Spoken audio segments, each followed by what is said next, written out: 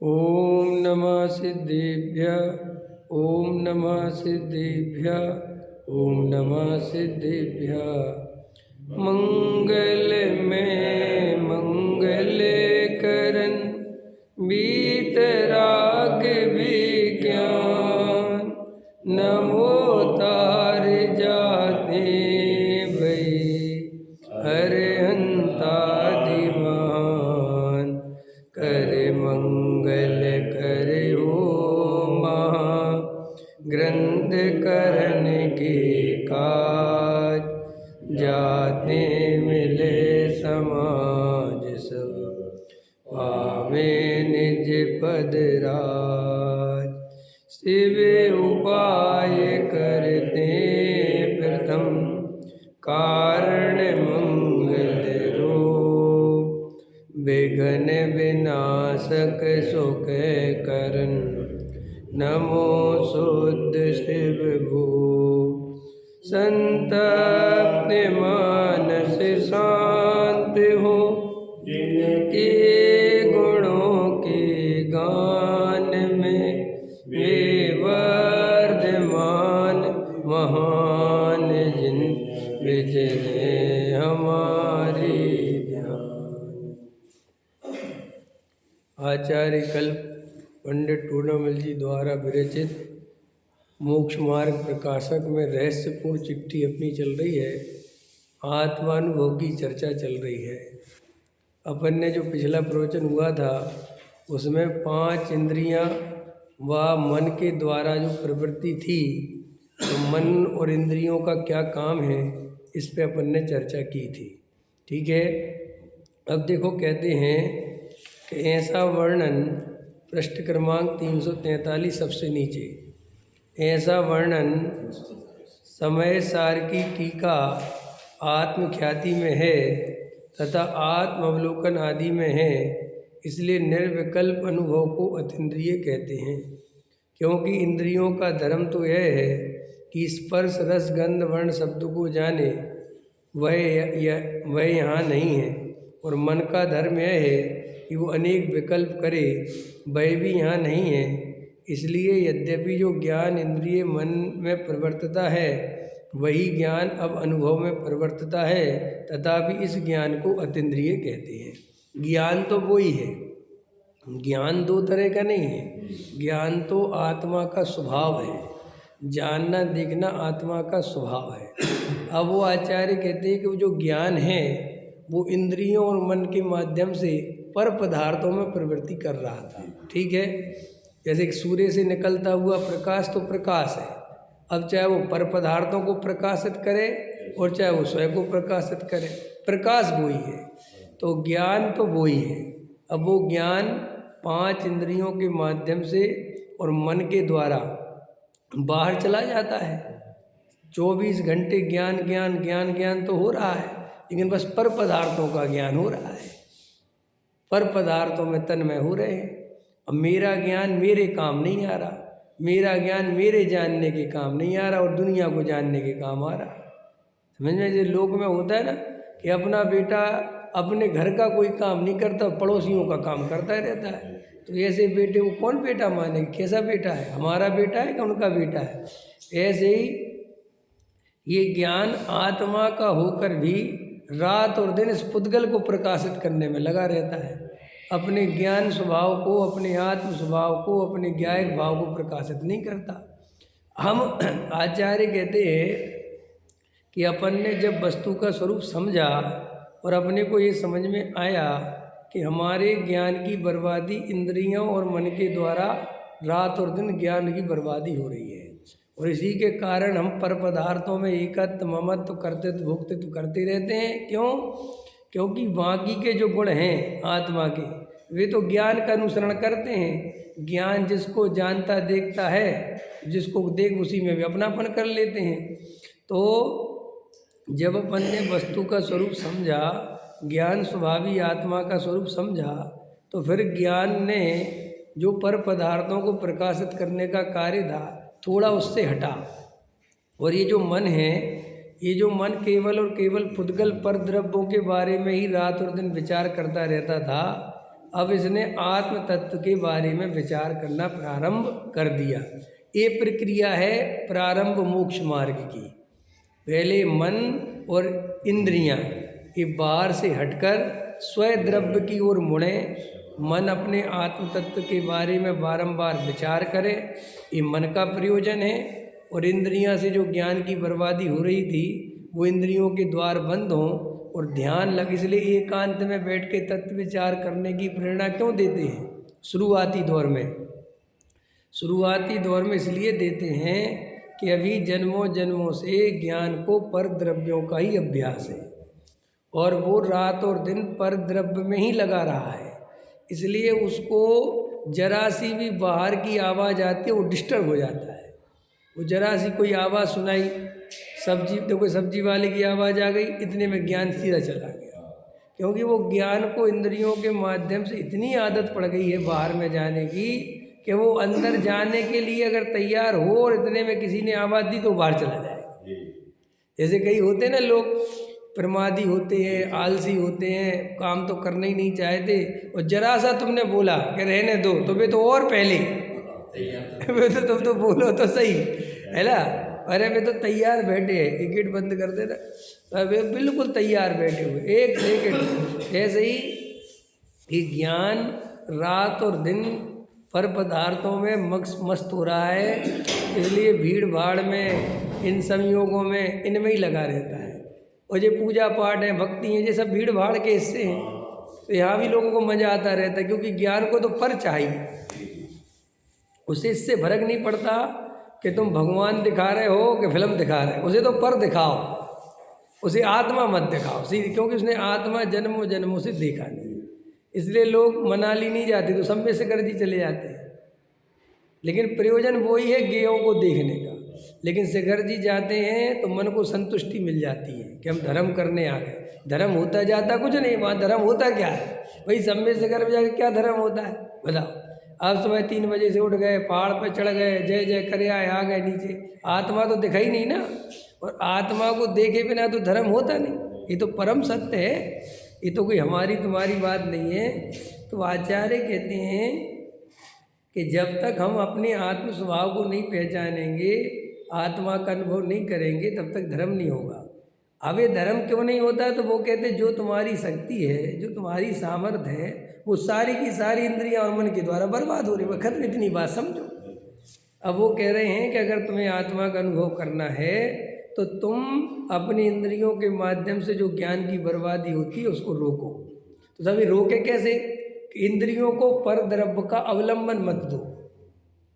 एकांत में ऐसी जगह बैठो जहाँ देखने के लिए कुछ हो ही नहीं। समझ में आया? न रंग बिरंगे फूल हो, ना बगे कुछ नहीं, एकदम शांति, अपने आनंद से बैठो बस। और कितनी देर तक झरने को देखोगे? कितनी देर देखोगे? प्रकृति एक ऐसी नेचर है, क्या होता है प्रकृति में जाके जो हमारे ज्ञानी भगवंत वगैरह जो भी हैं, ये जो जंगल का मार्ग है, एक तो वो सामाजिक दृष्टि से है ही, ये समाज वाले उपयोग खाते हैं, मनुष्य अपना उपयोग खाता है, एक तो ये बात है। दूसरी बात उसकी वैज्ञानिक ये है कि जैसे प्रकृति की गोद में अपन जाते हैं, झील, समुद्र, नदी, झरने, इनके पास जाते हैं तो ये अपने में मग्न होकर दिखाई देते हैं। समझ में आया? बिल्कुल अपने में मग्न है, बिल्कुल शांत है, नदी बह रही है, पेड़ खड़ा हुआ है, झरना बह रहा है, हवा चल रही है, कोई कुछ नहीं बोलता, सब अपने में मग्न है। तो प्रकृति की गोद में जाओ तो अपन को भी अपने में रहने का मन करने लगता है, अपन को भी शांत होने का मन कर, जैसा होता है ना, जैसी जगह जाओ जहाँ सब शांत हो तो अपन अपने आप शांत हो जाते हैं। और मान के चलो यहाँ सब अभी जोर जोर से जय बोल रहे हो तो अपन भी जय बोलने लगेंगे। तो वहाँ जाने से, एकांत में तत्व विचार करने से मन को और इंद्रियों को पर द्रव्य का अवलंबन विशेष रहता नहीं, और फिर वो स्वद्रव्य के विचार में विचार करता है तो वहाँ विशेष मन लगता है।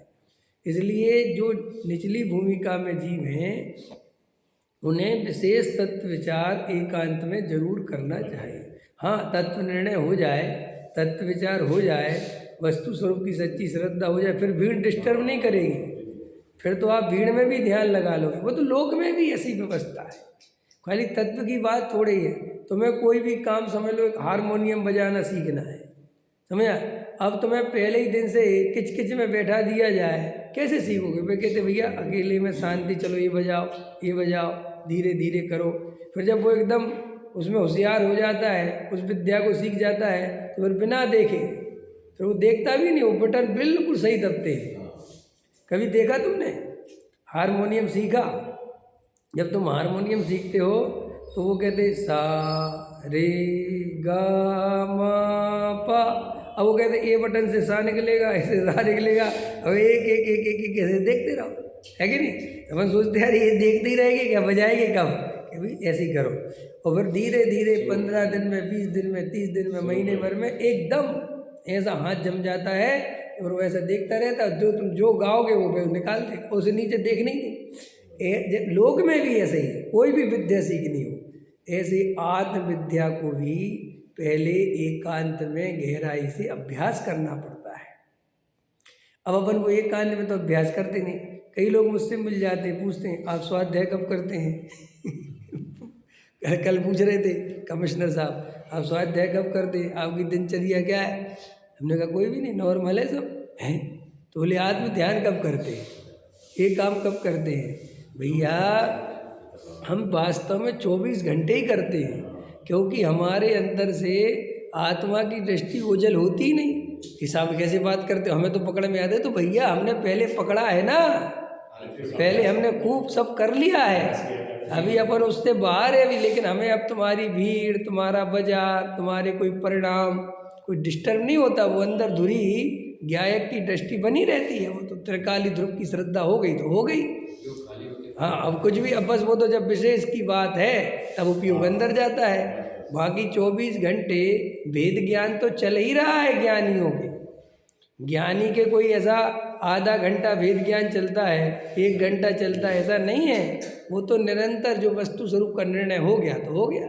जैसे हम और आप हैं, जब मकान नहीं लिया था, नहीं लिया था, अब ले लिया, बयाना हो गया, पेमेंट हो गई, रजिस्ट्री हो गई, आप उसमें रहने जाओ चाहे नहीं जाओ, आपका मकान है और फलां जगह है और इतने स्क्वायर फुट का है, वो आपकी श्रद्धा में खचित हो गया बिल्कुल। वो तो आदमी कुछ चलाने की जरूरत ही नहीं है, वो कभी ऐसा खचित होता है कि भूलते ही नहीं। इसलिए तो मैं कहता हूँ, जब पुद्गल का छायक सम्यक दर्शन हो सकता है तो आत्मा का छायक सम्यक दर्शन क्यों नहीं हो सकता है? वो साहब कहते हैं साहब केवली के पाद मूल की जरूरत पड़ती है, भला हम कहते छोड़ो ना तुम, समझे, तुम तो अपनी ताकत लगाओ, निमित्त की दृष्टि रखना ही क्यों।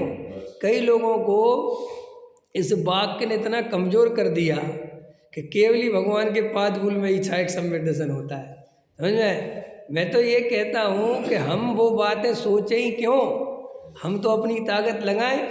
केवली के पाद मूल में होता है, केवली के चरण मिल जाएंगे, तुम चिंता क्यों करते हो, है क्यों इतने परेशान होते हो, है इतना क्या सोचना। मैं तो कहता हूँ कभी कभी ऐसा हो सकता है कि उसका अर्थ ये भी हो कि केवली भगवान के द्वारा जो तत्व ज्ञान बताया है उसके मिले बिना सम्यक दर्शन नहीं होता, उसके मिले बिना छायक सम्यक दर्शन नहीं होता, उसकी श्रद्धा के बिना बात नहीं बनती। समझ में आया? क्योंकि जगत में बताने वाले तो बहुत हैं।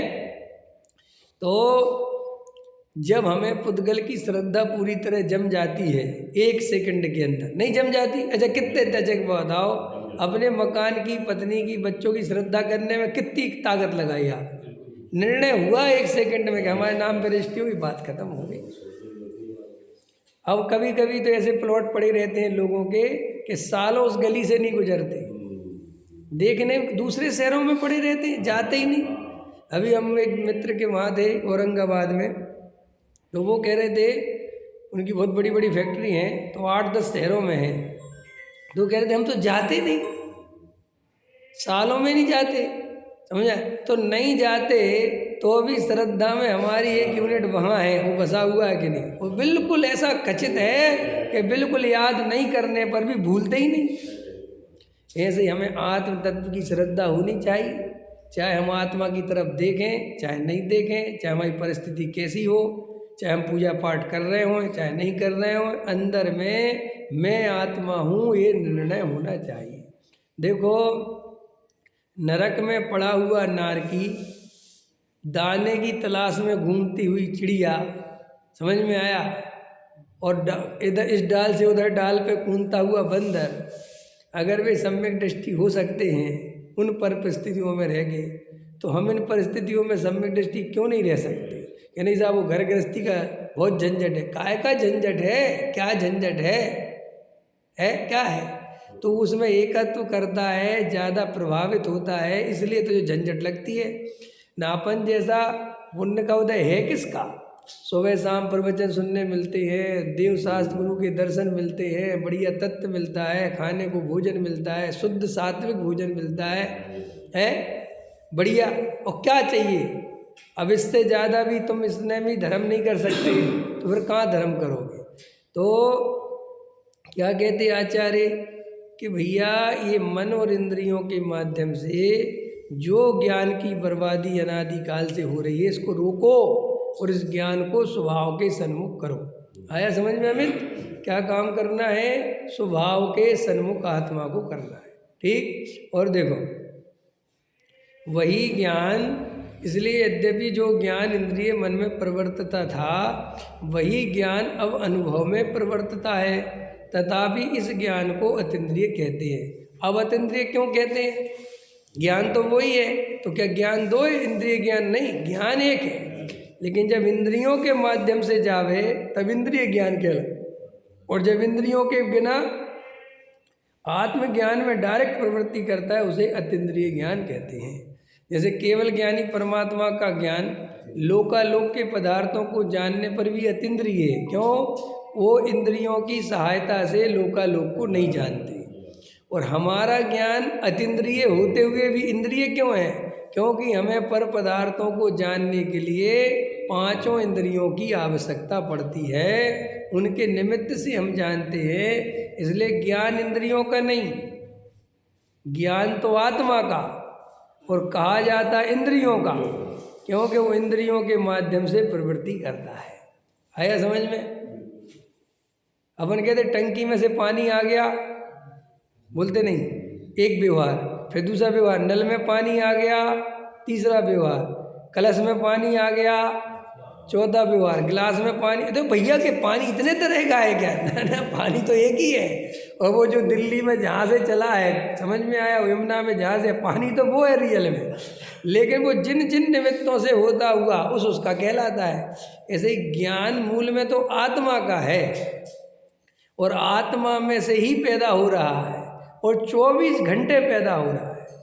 देखो रुकावट के लिए खेद नहीं है। पहले पढ़ते थे अपन, जब टीवी देखते थे पुराने ज़माने में, दूरदर्शन आता था, तो बीच में जब नेटवर्क नहीं आता तो कहते थे रुकावट के लिए खेद है, ऐसा लिखा आता था। समझ में आया?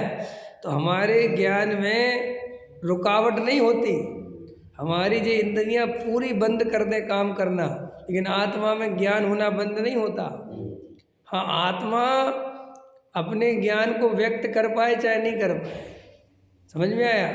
इंद्रियां शिथिल पड़ गई, तुम उसमें चले गए कोमा में, जो जो कुछ है, तो बाहर में तुम व्यक्त भले ही नहीं कर पाओ, लेकिन आत्मा प्रति समय जानता देखता है। उस काल में भी उसकी मेमोरी पावर भले ही कमज़ोर पड़ जाए, लेकिन जानना देखना कमज़ोर, याद नहीं रहता कि मैं क्या जान देख रहा था।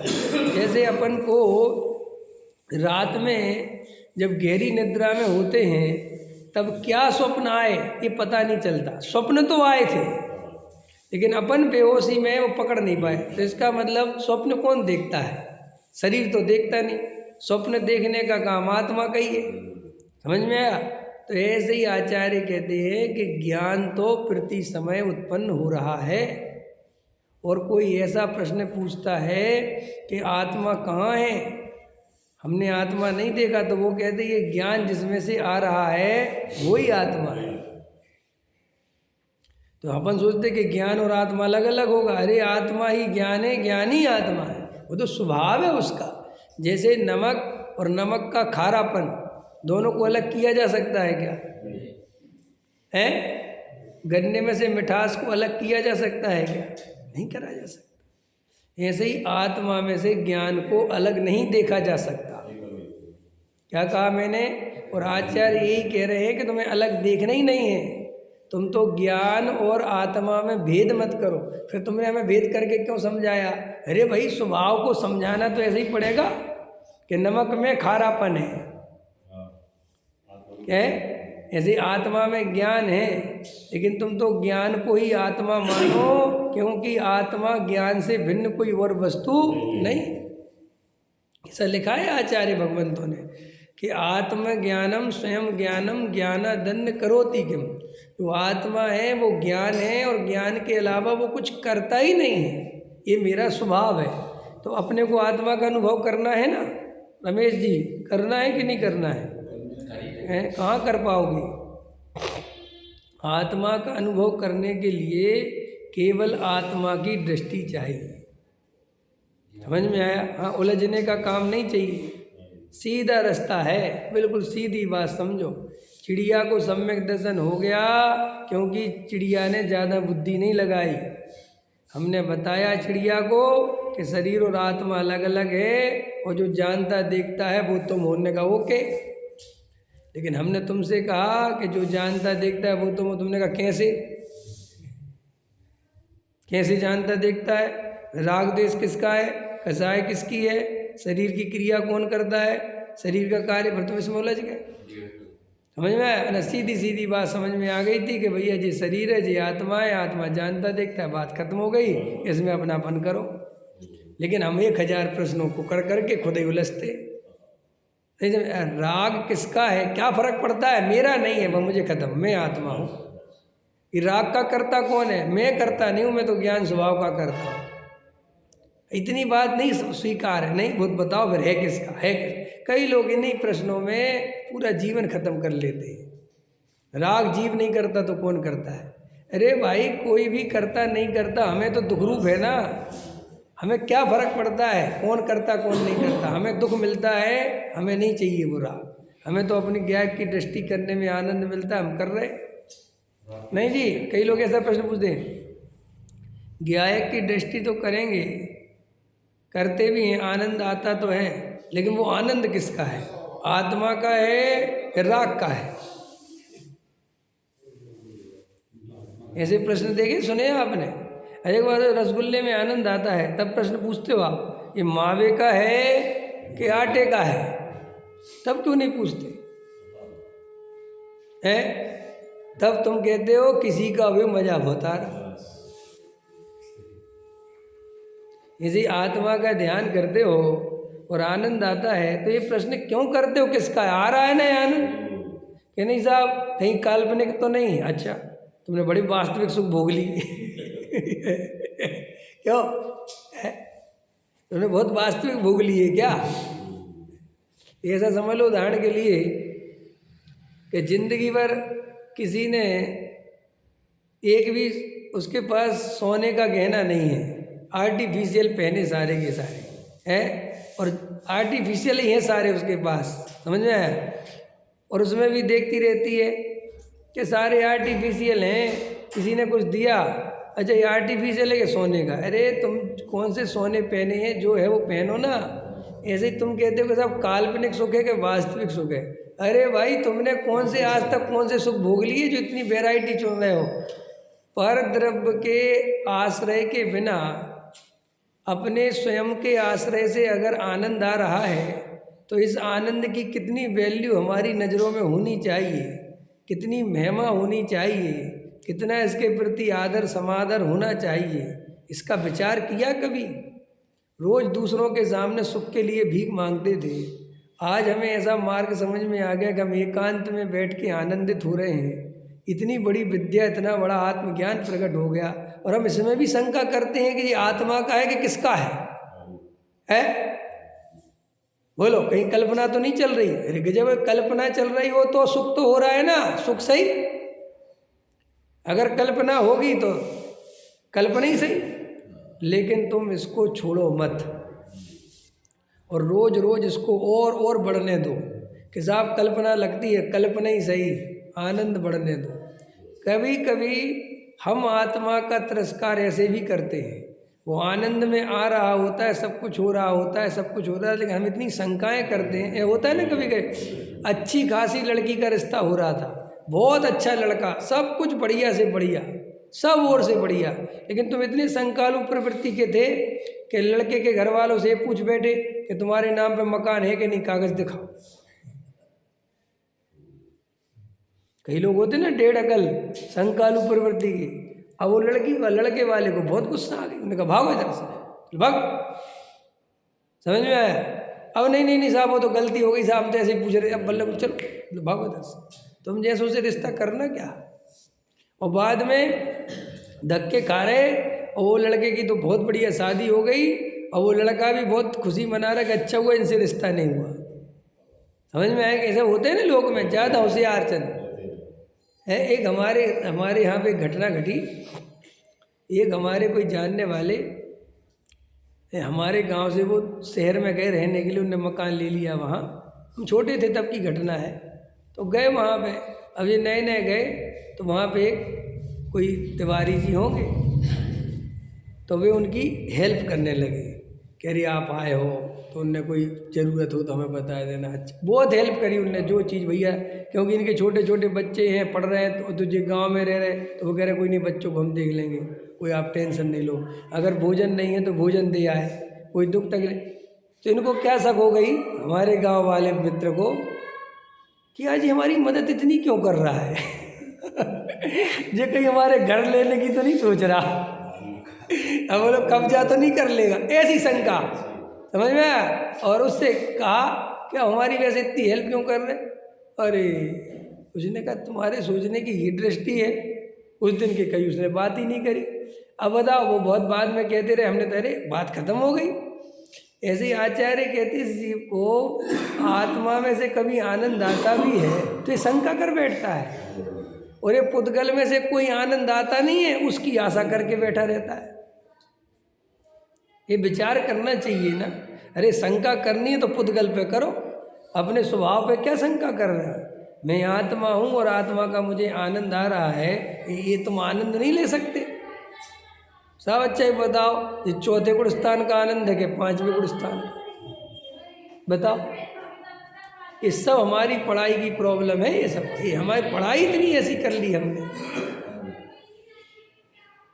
और पढ़ाई करने से हमें पंडित्याई में उलझ के रह गए, गुण स्थान खोजते फिर रहे, मार्गणा स्थान खोजते फिर रहे, कर्म फिलोसफी खोजते फिर रहे, परिभाषाएं खोजते फिर रहे, इनमें जीवन चला जाता है। नहीं समझ में? बोलो, इतनी बात समझने लायक धर्म है क्या? बताओ, मैं आपसे पूछता धर्म क्या है? ये चारों नियोग हैं जितने सारे ग्रंथ, इनमें कोई धर्म है क्या? है? ये तो धर्म का मार्ग बताते हैं, समझ में? और क्या है ये धर्म का मार्ग क्या है ये तो बताओ। ये मार्ग बताते तो मार्ग है क्या? क्या मार्ग है? अपने आत्म स्वभाव में स्थिर होना, यही धर्म है, यही मार्ग है। इसमें कहाँ दमदार है बात? लोग कहते फिर इतना विस्तार क्यों, ये क्यों? अरे भाई साहब, बैठे बैठे हम लोग आप ही लोग हैं, रोज प्रवचन में आ जाते हैं, क्या नई बात सुनने आ जाते हो? क्या सुनने आ जाते हो? कई दफ़े लोग कहते आज का प्रवचन छूट गया, जैसे मैं होता है ना, ये 5-4 दिन प्रवचन नहीं होते ना, मुझे तो लगता है ठीक है, नहीं हो रहा, क्या फ़र्क पड़ता है, लेकिन लोगों को बहुत लगता है प्रवचन नहीं हो रहा, प्रवचन। मैंने कहा कौन सी नई बात बताऊंगा? कल बैठाओगे वही बताऊंगा, वैसे 10 दिन से भी वही बता रहा था। लेकिन का अर्थ ये है कि हमें इसमें मज़ा आता है, आनंद आता है, बहुत अच्छा लगता है, तो ये इस दृष्टि से सुनना अच्छी बात है। लेकिन प्रवचन में कुछ नई बात आवे, नई बात का जो राग है ये तो संसार है, इसमें तो कोई रस होना ही नहीं चाहिए कि नई बात क्या होती है। मैं आत्मा अनादि अनंत हूँ, सबसे पुराना हूँ और नया से नया, समझ में? आज ही पैदा हुआ हूँ, और वैसे देखा जाए तो कभी पैदा होता ही नहीं, और मेरे त्रिकाली ध्रुव की चर्चा है, कहीं से भी सुनाओ, मुझे तो आनंद आता है। ऐसी दृष्टि से प्रवचन सुनना चाहिए हमें। वो उसमें कुछ नया प्रमेय देखने की जो आदत है, ये आदतें तो पंडितों की होती हैं, ये आदतें तो दार्शनिकों की होती हैं, ये आदतें तो विद्वानों की होती हैं। इस गाथा में कुछ अलग बात है। इस गाथा में ये व्याकरण में जो है ना, ये शब्द जो आया है, ये आचार्य ने 3 बार यहाँ ज्ञान का उपयोग करा है। पहले वाला ज्ञान अलग था, ये वाला ज्ञान अलग है, वो वाला ज्ञान अलग है। समझ में आया कि नहीं आया?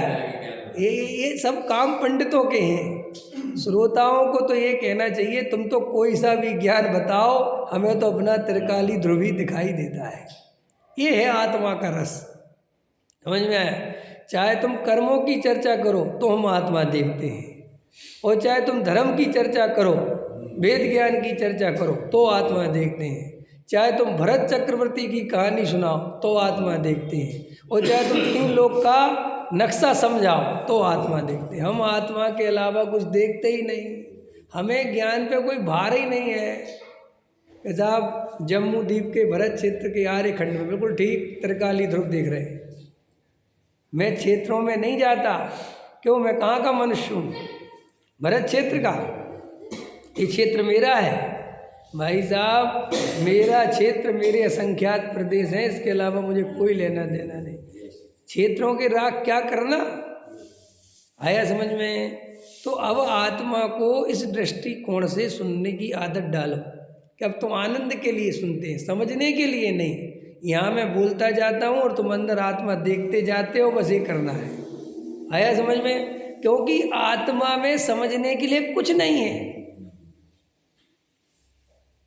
आत्मा खालिस्तान है, घबराना नहीं। खालिस्तान को खालिस्तान में देखना, बस ये धर्म है। मैंने क्या कहना चाहते हो?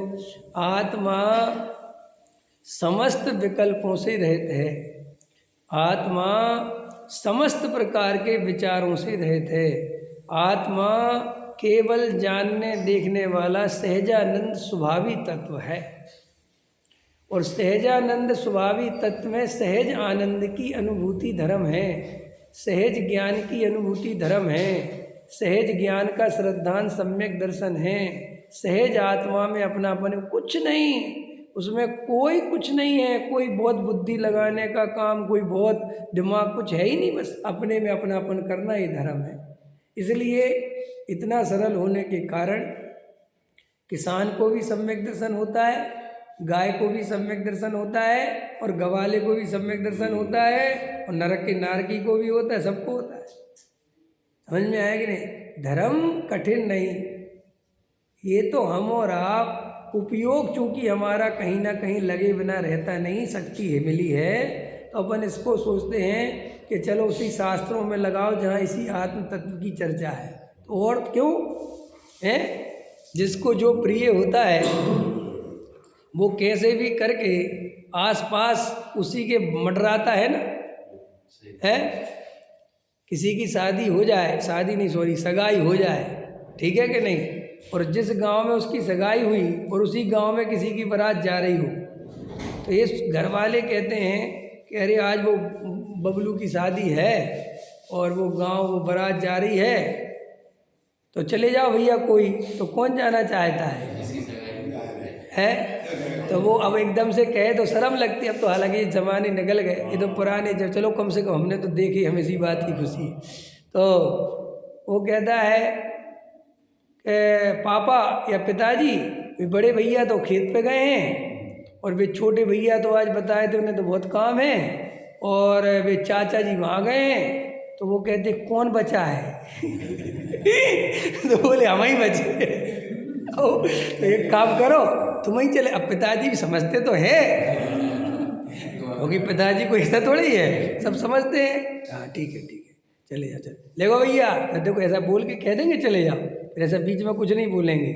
तो जब वो तैयार हो जाएगा बिल्कुल जाने के लिए, उसका वो देखेंगे चेहरा, उत्साह देखेंगे, तो कहेंगे सुनो इधर आओ, जा तो रहे हो वो तो हमें ठीक है, लेकिन ध्यान रखना वहाँ उनके घर मत चले जाना, समझ में आया? मर्यादा में रहना, ना उनके घर चले जाओ। ऐसा समझ में आया? क्योंकि इज्जत का सवाल है ना भाई, ना तो उनके घर चला जाए। पहले ऐसा होता था बहुत, अब आजकल तो कुछ होता नहीं। अब आजकल तो वो इसलिए आजकल ऐसा कुछ होता नहीं, इसलिए तलाक बहुत जल्दी होते हैं, क्योंकि जो चीज़ देर में मिले तो देर तक टिके।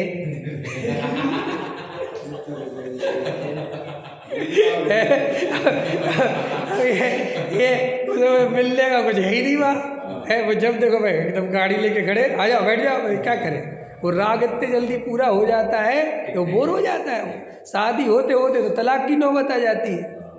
मजाक नहीं कर रहा। अरे भाई, ये पुद्गल द्रव्यों में ताकत नहीं है ज़्यादा देर जीव को मनोरंजन करने की। हम किसी भी चीज़ से ज़्यादा देर मनोरंजित नहीं हो सकते। अब कल कोई उसमें अखबार में था या आर्टिकल था, क्या था पता नहीं, ध्यान नहीं दिया मैंने।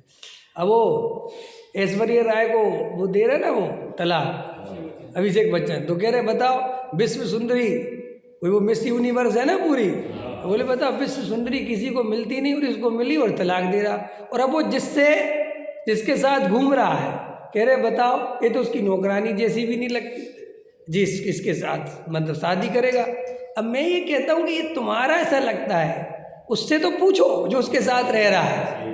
भैया कोई भी जगत का पुद्गल द्रव्य कितना ही सुंदर हो, कश्मीर बहुत सुंदर है ना, कहते धरती का स्वर्ग है कश्मीर, गारंटी से तुम जाके रहो ना 15 दिन, तुम ना दिल्ली आ जाओ तो मेरा नाम फेर दे, तुम कहोगे कि मुझे ना रहना भाई साहब, जब क्योंकि पुद्गल द्रव्य इतना सुंदर नहीं है कि उसे अनंत काल तक देखा जा सके। और आत्मा को ऐसा द्रव्य चाहिए जिसके भरोसे वो अनंत काल देखता रहे, उसको भोगता रहे, और ऐसा द्रव्य वो स्वयं है। मज़ेदार बात है। तो देखो द्रव्य स्वयं है और भोक्ता कौन है? पर्याय। ठीक है, द्रव्य क्या भोगना, तो गजब बात है। अब देखो थोड़ी इम्पोर्टेंट बात समझा रहे, देखो ऐसे समझो, ये पुद्गल द्रव्य, ये आत्म द्रव्य, ठीक समझ में आया। और इस आत्म द्रव्य में से निकली पर्याय, और पर्याय हो गई बीच में खड़ी, और ये पर्याय कह रही है कि मुझे ऐसा भोग चाहिए, ऐसा भोग चाहिए जिससे भोग के ऊब नहीं हुए, मैं अनंत काल तक भोग सकूं। अब देखो ये बाहर हो गई, अपने द्रव्य से बाहर हो गई थोड़ी देर के लिए। अब ये अनादि काल से ये पुद्गल की तरफ झुकी हुई है, ये पुद्गल के भोगने की सोच रही है, इसमें से मुझे ऐसा सुख मिलेगा।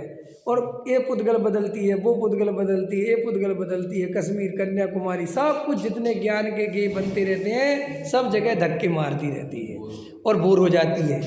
वो वैसा सुख मिलता नहीं उसे जैसा वो चाहती है। और मज़ेदार बात है, वो जिसमें से उत्पन्न हुई है ऐसा सुख वही है, लेकिन वो चूंकि वहीं से निकली है तो वहाँ उसका ध्यान नहीं जाता कि यहाँ पे भी ऐसा हो सकता है। जैसे कभी कभी होता है ना, हमारे घर में ही कोई चीज़ रखी हो और हमें उसकी महिमा नहीं आती, हमारा ध्यान कभी उस तरफ नहीं जाता, वो हमारे घर में है, और जबकि कोई दूसरा आया और उसने कहा अरे तुम्हारे घर में ये क्या यार, अपने का क्या है ये गजब, तुम्हें पता है ये पेंटिंग क्या चीज़ है?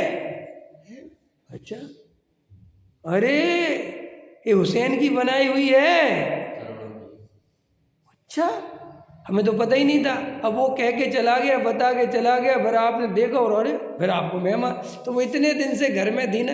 देखो एक गांव में, एक घर में एक व्यक्ति था जो बहुत अच्छा सितार बजाता था। सितार समझते हो, वैसा लंबा सा होता है सितार, होता है उसमें से गोल बना, वो बजाता था, वो बहुत सुरीला बजाता था, पूरा मोहल्ला पूरा गांव उसको सुनता था, बहुत आनंद से बजाता था।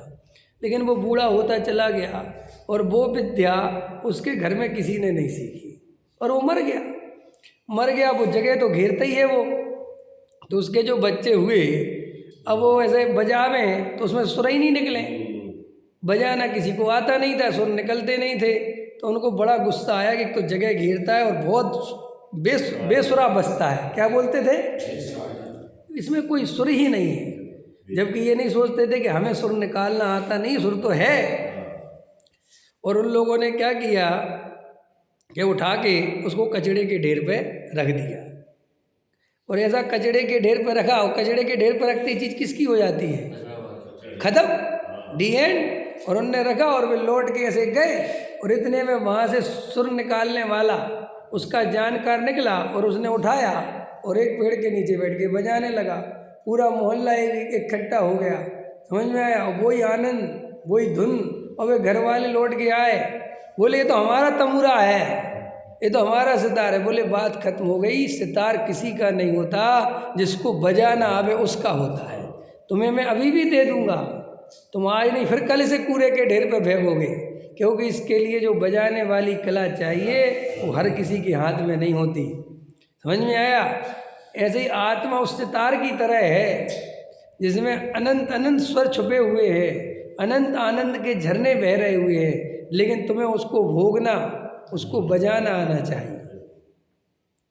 समझ में आया? वो तो हमें आता नहीं, हमें उसकी तो खबर है नहीं, इसलिए हम उस आत्मा का अनादर करते रहते हैं और ये पुद्गल द्रव्य की तरफ दौड़ के लगे रहते, इसमें कुछ मिलता जाता है नहीं, कि खबर नहीं ना अपनी। आया समझ में कि नहीं? देखो, आर्टिफिशियल होता है, समझ में आया, और ओरिजिनल होता है। जैसे जो धुन अपने आप बजती है उसमें जो आनंद नहीं आता, जो धुन खुद बजाओ और खुद निकालो तो जो उसका आनंद आता है वो अलग ही होता है। नहीं समझ में आया? जैसे आपने म्यूजिक सेट कर दिया, म्यूजिक बज रहा है, वो म्यूजिक नहीं, आप खुद बजाओ और आपसे म्यूजिक निकले। मैं तो कभी कभी जब बांसुरी बजाते हैं ना, इतना आनंद आता है, क्या बजाते हैं बांसुरी, है क्या कला है। वो बेचारे बांसुरी बजाना जानते हैं लेकिन उनकी कला की कोई कीमत नहीं है, और वो 5-5 रुपये में 10-10 रुपये में बांसुरी बेचते फिरते हैं। मैं कभी कभी बांसुरी वालों को शुरू से देखता हूँ कि यार कितनी बड़ी कला है, वो बेचारे बताओ 10 रुपये की बांसुरी लेके बेचते रहते। अब वो बजाता है तो अपन उसकी सुन के अपन का भाव आता है कि ले दे 10 रुपये मुझे दे दो, और हम पे बचती नहीं अपन बजा के खड़े रहते हैं और कुछ बोलते हैं। तो ऐसे ही आत्मा का अनुभव, आत्मा का आनंद हमें लेना नहीं आता, वो तो आनंद स्वरूप है, उसमें तो आनंद ही आनंद है, लेकिन हमने कभी आत्मा का आनंद लिया नहीं, कभी उसका भोग किया नहीं, रात और दिन पर पदार्थों में लगे रहे, और ये आत्मा पर पदार्थों से कभी संतुष्ट हो सकता नहीं। और थोड़ा उदाहरण को कर ले, अरे वो पर्याय किसकी जन्मदाता है, किसमें से निकली, उसको जन्म देने वाला कौन है? वो चेतन द्रव्य। तो चेतन द्रव्य से निकली हुई पर्याय पुद्गल द्रव्य से संतुष्ट कैसे हो सकती है? क्यों? क्षत्रिय का बेटा क्षत्रिय होता है। एक बहुत अच्छी कहानी है क्षत्रिय की, सुनने लायक। तुमने राजा दुष्यंत का नाम सुना और शकुंतला का सुना कि नहीं सुना? नाम सुना है, पढ़ा तो नहीं होगा। कालिदास का नाटक है जो शकुंतला, उसमें एक बहुत अच्छा सुंदर प्रकरण है। जब हम पढ़ते थे तो शकुंतला एक वन जंगल में रहने वाली एक स्त्री है, लड़की है, समझ लो कन्या है, और राजा दुष्यंत वहाँ से निकलते हैं, और वो बहुत सुंदर है, अभी नहीं समझ लो जवान हुई है और वो बहुत सुंदर है, और राजा दुष्यंत वहाँ से निकलते हैं, और राजा दुष्यंत की उस पर नज़र पड़ती है तो उस पर मोहित हो जाते हैं। तो इतने में जो मंत्री कहता है कि राजा साहब ये आपके योग्य नहीं है। तो बोले क्यों, क्या बात है? बोले देखो, ये मैं वन जंगल में रहती है और पत्ते वत्ते पहन रखे हैं, पत्तों के कपड़े पहन रखे, तो ये कोई आदिवासी या कोई नीच जाति की है, ये आपके योग्य नहीं है। तो उसमें जो राजा दुष्यंत जो जवाब देता है वो अत्यंत प्रिय जवाब देता है। वो कहता है सुनो, मैं गारंटी देता हूँ अगर इस पे मेरी दृष्टि पड़ी हुई है और इस पे मुझे राग आया, मोह आया, तो ये नीच गोत्र की हो ही नहीं सकती। तुम पता करो, ये जरूर किसी उच्च गोत्र की कन्या है, देख के आ जाओ, और जब तक ये पता न लग जाए मुझे कोई लेना देना। तो जाके पता करते तो वो कर्ण ऋषि की पुत्री, और वो रियल में कर्ण ऋषि की भी नहीं होती, वो किसी क्षत्रिय राजा की हो रही पुत्री थी जिसे उसने पाला था। तो दो गोत्र मिल गए, ब्राह्मण और क्षत्रिय। तो वो कहानी कहती है कि जो श्रेष्ठ लोग होते हैं, जो उच्च गोत्र के लोग होते हैं, उनकी छोटी मोटी चीज़ पे मोह नहीं होता। ऐसे ही आचार्य कहते हैं कि भगवान आत्मा किसकी पर्याय है? चेतन द्रव्य की, और ये पुद्गल पे रिश्ती है। तो ये हमें समझ में नहीं आता कि इस संसार में हो क्या रहा है। समझ में आया? ऐसा अन्याय कैसे पॉसिबल है? चेतन की पर्याय और पुद्गल पे रिश्ती है, समझ में आया? अपने कुनबे को बदनाम करती है, हैं? अरे ज्ञान स्वभावी आत्मा, मेरे ज्ञान में सारा लोकालोक झलक रहा है, मैं ही सारे, मेरे ही ज्ञान में सारे लोग पर पदार्थ प्रकाशित हो रहे हैं, और मैं गजब की बात है इन पर पदार्थों पर मूर्छित हो जाऊं, जो मेरे ज्ञान के बिना जिनकी सत्ता भी नहीं बचती। बोलो, है? गजब गजब की बात है। देखो ऐसा समझो, उदाहरण के लिए ये लाइट जल रही ना, ये प्रकाश जल रहा, तो ये कुर्सियां टेबल हैं, समझ में आया। और अगर लाइट पूरी तरह अंधेरा कर दो तो कुर्सियां टेबल खत्म है। आपको ये बात पता है, वैज्ञानिक एक बात मानते पता है वो ये कहते हैं वैज्ञानिक, मैंने कहीं पढ़ा है, अभी तो ध्यान नहीं आ रहा, कि प्रकाश ही सब पदार्थों को झलकाता है, उसी की सत्ता के कारण सबकी सत्ता है। अगर प्रकाश नहीं हो तो किसी की सत्ता नहीं, बात ही खत्म। वो तो प्रकाश से घटित करते हैं, हम तो ये कह रहे हैं कि मेरे ज्ञान के कारण गेयों की सत्ता है, घबराना नहीं, उस अर्थ में नहीं लेना कि उनका स्वामी हूँ, लेकिन अगर मैं नहीं तो गे भी नहीं। जहाँ गायक नहीं वहाँ गे कहाँ से हो सकते हैं? तो बताओ, गायक से गे झलकते हैं और मैं गायक को भूलकर गेयों में एकत्व करता हूँ, गेयों को अपना मानता हूँ, तो मेरी बुद्धि बेकार है, इसी का नाम तो मिथ्यात्व है। तो आचार्य कहते भाई इस वस्तु स्वरूप को समझो, इसको गहराई से पहचानो, हमें आत्म तत्व मिला हुआ है, हम ज्ञान स्वभाव के बिना एक मिनट के लिए नहीं हैं। और ये जो परिणाम होते हैं मन में, नाना प्रकार के विकल्प आते हैं, इनको अपना स्वरूप मत मानो, वो तो मन का काम है, वो तो करना।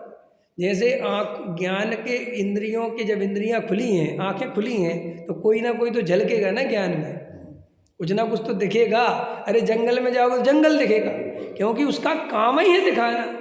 ऐसे ही मन का काम है नाना प्रकार के विचार उत्पन्न करना, और ज्ञान का काम है इन सबको शांति से जानना। समझ में आया?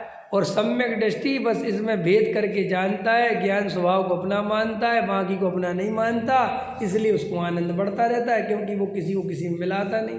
और अपन रात और दिन पुद्गल के संयोगों को मिलाते रहते हैं, इनमें एकत्व करते रहते हैं, इसलिए अपनी दशा है। ठीक, इतनी बात हो गई, अभी का समय हो गया। इंद्रियों का धर्म तो यह है कि स्पर्श रस गंध वर्ण शब्द को जाने, वो तो जानेंगी, वो तो उनका धर्म है, स्वभाव इंद्रियों का, वे आत्मा को नहीं जानेंगी, वह यहाँ नहीं है। और मन का धर्म है कि अनेक प्रकार के विकल्प करे, वही भी यहाँ नहीं है। इसलिए यद्यपि जो ज्ञान इंद्रिय मन में प्रवर्तता था, वही ज्ञान अब अनुभव में प्रवर्तता है, तथापि इस ज्ञान को अतीन्द्रिय कहते हैं, तथा इस स्वानुभव को मन के द्वारा हुआ भी कहते हैं। इस अनुभव में मति ज्ञान शुद्ध ज्ञान ही है, अन्य कोई ज्ञान है नहीं। क्यों? क्योंकि अपने पास ज्ञान ही दो हैं, मति ज्ञान और शुद्ध ज्ञान।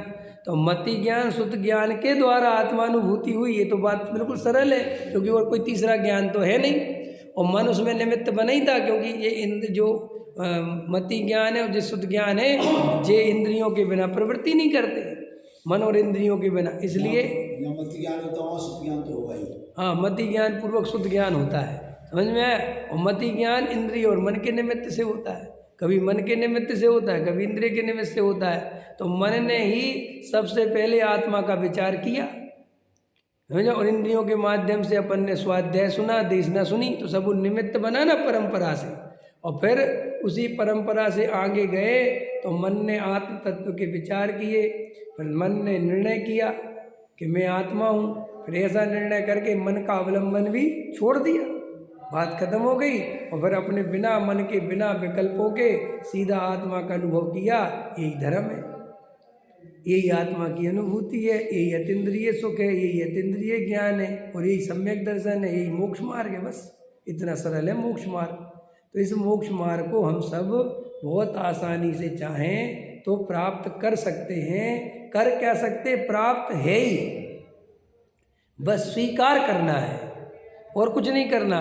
सिर्फ अपने को स्वीकार करना है कि मैं ज्ञान स्वभावी, सहजानंद स्वभावी आत्मा हूँ और कुछ नहीं हूँ। ये स्वीकार करते ही तो धर्म होता है, ठीक, और कुछ नहीं हूँ। तो ऐसा विचार करना। सहजानंदी शुद्ध स्वरूपी